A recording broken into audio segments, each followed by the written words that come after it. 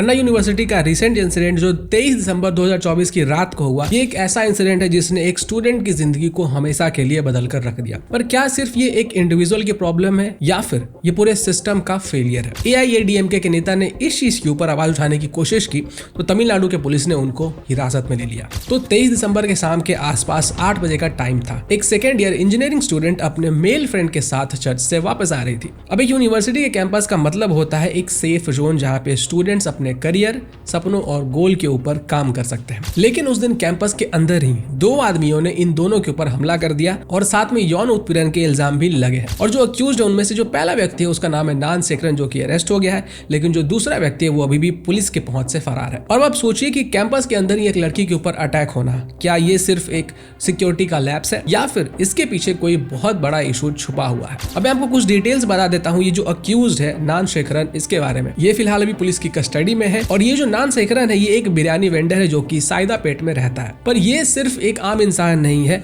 इसके ऊपर 7 criminal cases already दर्ज है। और सबसे शॉकिंग बात तो यह है कि ये 2011 में भी यौन उत्पीड़न के मामले में अरेस्ट हो चुका है। ये आदमी अपने आप को DMK फंक्शनरी बताता है और इसकी फोटोज भी बहुत सारी वायरल हुए जिसमें ये तमिलनाडु के डिप्टी CM स्टालिन और हेल्थ मिनिस्टर सुब्रमण्यम के साथ दिखाई पड़ रहा है। अब एक सवाल जो हर एक इंसान के दिमाग में उठता है वो ये है कि अगर इस आदमी के ऊपर इतने सारे केसेस थे तो ये इतने दिनों से आजाद कैसे घूम रहा था? क्या ये सब कुछ एक पॉलिटिकल प्रोटेक्शन का रिजल्ट था? ये जो व्यक्ति है नान शेखरन, ये सिर्फ फिजिकल अटैक तक ही नहीं रुकता है, ये विक्टिम को मेंटली टॉर्चर करने की भी कोशिश करता है। इसने विक्टिम को धमकी दिया कि ये उसकी वीडियो रिकॉर्ड करेगा और उस वीडियो को डीन और इसके पापा को भी दिखाएगा। अब ये जो धमकियां हैं ये सिर्फ फिजिकल वायलेंस तक नहीं रुकी। नान शेखरन ने एक सर का जिक्र किया है जो कि VIP पॉलिटिकली पावरफुल इंसान की तरफ इशारा करता है। लोगों ने भी बताया कि जब इसे पुलिस अरेस्ट करने पहुंची तो ये पुलिस को भी धमकियां दे रहा था। तो ये व्यक्ति जिस तरीके से धमकियां देता है ऐसा लगता है मानो इसके पीछे कोई बहुत पावरफुल व्यक्ति खड़ा है। अब इससे भी ज्यादा एक शॉकिंग बात मैं आपको बताता हूं कि इस पूरे इंसिडेंट का जो FIR कॉपी था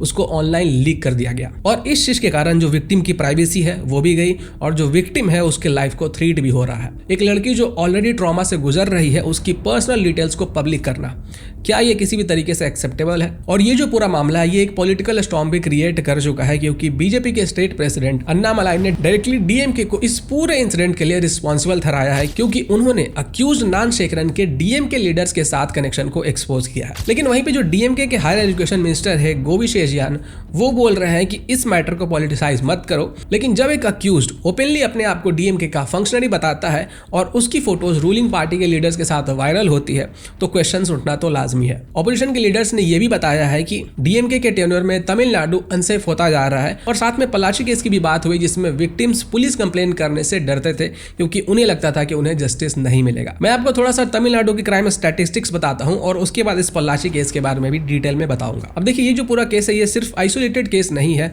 तमिलनाडु में DMK के टेन्योर में वुमेन रिलेटेड क्राइम्स कंसिस्टेंटली बढ़े हैं। एक रिपोर्ट के हिसाब से 2021 में तमिलनाडु में 2421 क्राइम अगेंस्ट वुमेन रिपोर्ट हुए हैं और इसमें 442 बलात्कार के केसेस, 875 डोमेस्टिक क्रूएल्टी के केसेस और 1077 मॉलेस्टेशन के केसेस है। और इससे पहले 2019 में ये फिगर 1982 था और 2020 में ये बढ़कर 2025 हो गया। अब मैं आपको थोड़ा पलाची केस के बारे में कंटेक्स्ट देता हूं जो कि तमिलनाडु के हिस्ट्री का सबसे शर्मनाक केसेस में से एक है। 2019 में ये केस सामने आया था जिसमें 300 से ज्यादा लड़कियों को एक गैंग ने सेक्सुअली असॉल्ट किया और ब्लैकमेल करके अपना शिकार बनाया था। आई एम श्योर आप लोगों ने अजमेर शरीफ का केस तो सुना ही होगा।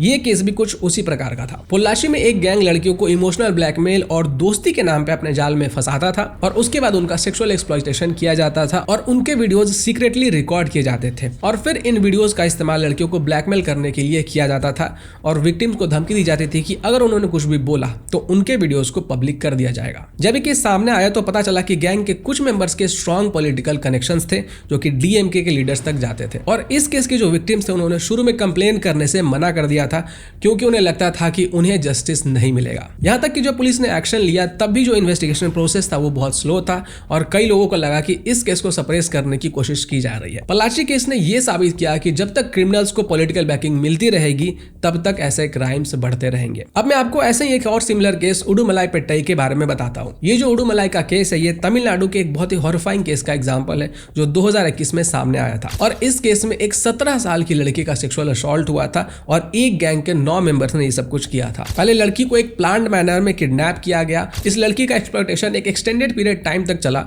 और उसके बाद उसे धमकियां दी गई कि अगर उसने कुछ भी बोला तो उसकी फैमिली को खत्म कर दिया जाएगा। और इस केस में भी अक्यूज्ड के पॉलिटिकल कनेक्शंस होने की बात सामने आई थी और इन्वेस्टिगेशन काफी स्लो और अक्यूज्ड को जेल से रिलीज करने की कोशिश की गई थी। तो पोल्लाची और उडुमलाई के केसेस ने एक चीज तो क्लियर कर दिया है कि तमिलनाडु में रिपीट ऑफेंडर्स और पॉलिटिकली बैक्ड क्रिमिनल्स के खिलाफ एक्शन लेने में सिस्टम फेल हो रहा है। सवाल ये उठता है कि ऐसे इंसिडेंट्स को कैसे रोका जा सकता है। सबसे पहली चीज तो ये होनी चाहिए कि जो रिपीटेड ऑफेंडर्स हैं उनके ऊपर स्ट्रिक्ट मॉनिटरिंग होनी चाहिए। जब तक क्रिमिनल्स को पॉलिटिकल प्रोटेक्शन मिलती रहेगी तब तक ये प्रॉब्लम खत्म नहीं होगा। तीसरा, विक्टिम्स के लिए एक ऐसा सपोर्ट सिस्टम बनाना चाहिए जो उन्हें एम्पावर फील कराए। अन्ना यूनिवर्सिटी का केस एक सिस्टम फेलियर है और ये दिखाता है कि तमिलनाडु के एजुकेशनल इंस्टीट्यूशंस और उससे भी बढ़कर तमिलनाडु के ओवरऑल लॉ एंड ऑर्डर के सिस्टम को कैसे रिफॉर्म करने की जरूरत है। पोल्लाची और उडुमलाई पेटाई के जैसे केसेस ने पहले ही वार्निंग दी थी, लेकिन उनसे कुछ सीखने के बजाय हम उन्हीं प्रॉब्लम्स को रिपीट होते हुए देख रहे हैं। बाकी मैं यही कहना चाहूंगा कि इस वीडियो को शेयर करें ताकि उस बहन को न्याय मिल सके